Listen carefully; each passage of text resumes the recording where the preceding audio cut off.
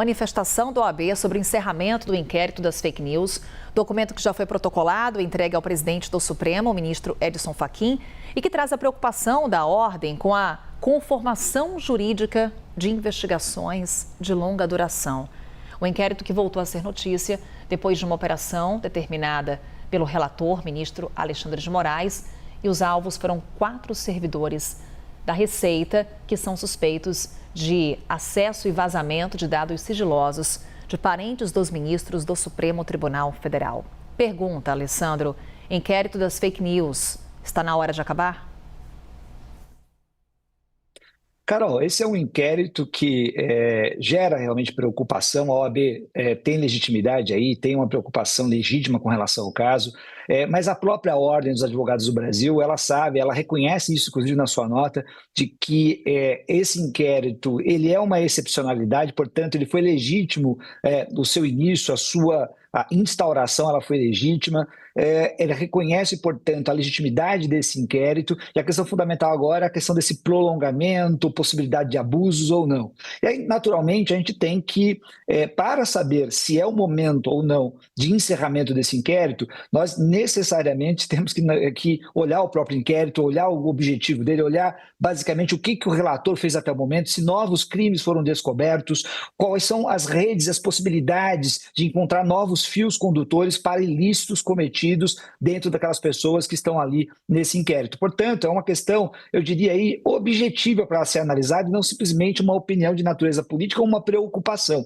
Embora, repito, a OAB tem uma preocupação que me parece legítima, mas nós temos que ter objetividade nesse caso. E aí, naturalmente, na própria nota da ordem, existe uma argumentação de que, olha, aquele período excepcional já foi ultrapassado, portanto, esse inquérito não é mais necessário e que no futuro não ocorram mais inquéritos similares. A questão fundamental é, bom, o quanto será que passou, né, esse cenário mais, vamos dizer assim, apocalíptico com relação à democracia brasileira? Será que nós não temos, nesse exato momento, deputados, senadores, partidos políticos, literalmente utilizando, por exemplo, a bandeira do impeachment de ministro como uma bandeira política, mesmo sem ter um elemento essencial, que é a justa causa, o acontecimento maior para legitimar um processo de impeachment? Ou seja, nós temos uma situação de acirramento político ainda no país de alguma forma.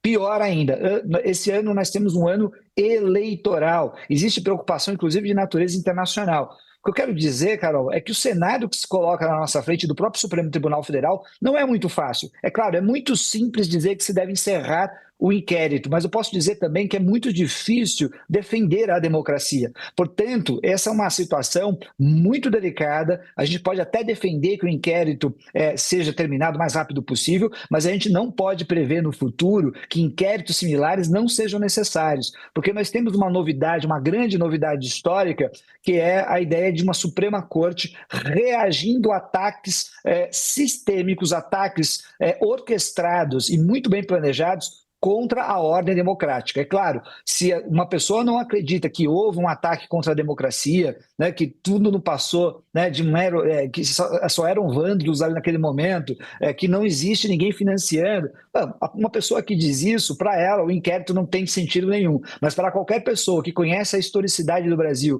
principalmente os golpes de Estado que nós já sofremos, as ditaduras, sabe da importância que é o Supremo Tribunal Federal ter ferramentas para enfrentar esse tipo de situação. Carol? E ainda falando sobre o Supremo Tribunal Federal, Alessandra, a gente esbarra mais uma vez no tema que ganha espaço na presidência do ministro Edson Fachin, que é o Código de Conduta para o Supremo. Organizações endossam a ideia defendida pelo presidente da Corte com a divulgação de um manifesto. Posicionamento, Alessandro, que vem em meio à crise do Banco Master, que colocou o Supremo Tribunal Federal na berlinda.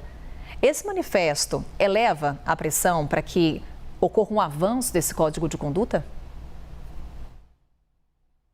Olha, Carol, eu li o manifesto, é um manifesto que tenta também, veja, mais uma vez, nós estamos lidando com uma situação extremamente delicada, porque nós temos que fazer uma crítica ao Supremo Tribunal Federal. Essa crítica, eu diria hoje, é mais do que necessária, não é uma crítica só ao Supremo, é importante dizer, é uma crítica aos órgãos jurisdicionais, é uma crítica aos comportamentos de quem ocupa, das pessoas que ocupam os principais cargos nos tribunais superiores e até mesmo nos tribunais locais, tribunais de justiça dos estados. Ou seja, é uma crítica generalizada aos penduricalhos, à questão de remunerações que ultrapassam o teto. Eu diria que isso ultrapassa até o Poder Judiciário, vai para o Ministério Público, por exemplo. Ou seja, uma crítica extremamente necessária, extremamente legítima, mas que ocorre no momento também desse tensionamento.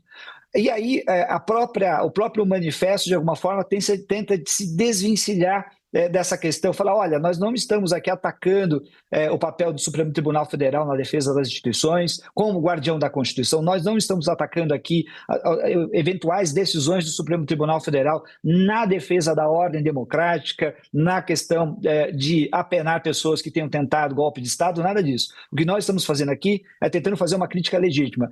Desde 88, não existe, literalmente, essa é a verdade, tem aumentado, mas não existe um controle satisfatório ou democrático, pleno e transparente com relação à prática e às condutas dos ministros. O que está se pedindo, basicamente, aqui não é impeachment. E aí eu sei que tem muita gente que pega esse tipo de situação onde você tem essa situação de crítica ao Supremo e tenta, de alguma forma, inverter a ordem do discurso para dizer que ali está se plantando a possibilidade de um impeachment. Em primeiro lugar, é preciso dizer que aqui não tem condição, não é um elemento de crítica para levar a impeachment ou derrubar nenhum ministro do Supremo Tribunal Federal. A ideia é construir uma instituição forte, democrática e transparente, de modo que ela possa enfrentar situações críticas. E, para isso, eu preciso que a conduta dos ministros seja mais transparente possível, e aí você tem um conjunto de situações que levam ao Código de Conduta, e veja só, o Código de Conduta seria um complemento a um conjunto de legislações que já existem, um complemento à própria Constituição de 1988, onde a gente tem o princípio da probidade administrativa, da impessoalidade, da isonomia, da igualdade e da moralidade pública. Então, esse código, ele complementaria, portanto, é um manifesto importante. Acho que os próprios ministros têm que tomar um pouco de cuidado, porque é natural que os ministros reajam de maneira mais forte com relação a esse Código de Conduta, porque ele vem num contexto de muita orquestração contra o Supremo Tribunal Federal. Ou seja, eu acredito que numa linha geral da política atual brasileira, nós temos uma tentativa de desgastar de maneira sistemática o Supremo Tribunal Federal para que no futuro ele não tenha força para enfrentar situações mais críticas. E isso para mim é um problema. Agora, por outro lado, existe nesse mesmo momento onde isso está acontecendo, existe uma crítica que é legítima, e aí é importante que os ministros escutem com muita atenção. Eu acho que a fala até da ministra Carmen Lúcia há pouco tempo diz tudo, que é, olha, as pessoas na rua estão falando muito do Supremo Tribunal Federal. E aí é um sinal de alerta, porque isso também pode alimentar, né, principalmente o discurso, aquele discurso mais radicalizado, irracional e antidemocrático contra o Supremo Tribunal Federal. Carol. Temos o nosso terceiro e último tema, Alessandro, a morte do narcotraficante mais procurado do México, conhecido como El Mencho, que gerou uma onda de violência no país. Ações do crime organizado e do narcotráfico preocupam o mundo. Há pouco a gente mostrou, em viagem à Coreia do Sul, Alessandro, o presidente Lula conversando com jornalistas. Ele disse que está preparando um debate sobre essas questões no encontro que deve ser marcado com Donald Trump agora, no início de março. Alessandro, a situação lá no México serve de alerta para o Brasil? Carol, em 2006, é importante nós lembrarmos, em 2006 nós tivemos uma situação, eu diria quase, vamos dizer assim, similar, não necessariamente igual ao que está acontecendo no México nesse exato momento, não por causa da morte de alguém, mas por causa de um conjunto de medidas. A gente sabe que aqui em São Paulo, particularmente, a gente teve ataque de crime organizado, ônibus, e veja, não é só São Paulo, isso não é uma situação só de São Paulo, mas onde o crime organizado tem essa capacidade, muitas vezes, de paralisar uma cidade do tamanho de São Paulo, que foi isso que aconteceu lá em 2006. Nós estamos falando de uma situação de praticamente 20 anos atrás. E aí eu te pergunto, o que aconteceu nos últimos 20 anos? Bom, um enfrentamento, eu diria, quase que irracional ao crime organizado. Um enfrentamento que está alocado em situações regionais, os estados, cada um com suas competências, sem uma unificação no enfrentamento ao crime organizado e que, mais do que isso, acabou, de alguma forma, ganhando um status empresarial. Hoje o crime organizado é uma empresa, é aqui é no México, é no mundo inteiro. Eles usam hoje estratégias e táticas altamente sofisticadas. Por isso, eu preciso de um Estado muito mais eficiente, eficaz e capaz de atuar investigativamente. Veja, eu não estou falando aqui só da questão da violência, da repressão, mas de investigar e reprimir essas empresas, né, fazer com que elas sejam estranguladas economicamente. Essa é uma via necessária. Daí a necessidade hoje de discutir os pacotes que estão no Congresso Nacional, particularmente o Sistema Único de Segurança Pública e um conjunto de medidas que estão no Congresso Nacional para enfrentamento ao crime organizado. A solução não é simples, porque hoje a coisa é muito sofisticada e você também tem aí questões de ordem internacional no jogo do dia a dia. Carol. Essa foi a opinião do Alessandro Soares, também nessa conversa aqui conosco no Liberdade de Opinião. Alessandro, muito obrigada, um ótimo dia, até quinta-feira.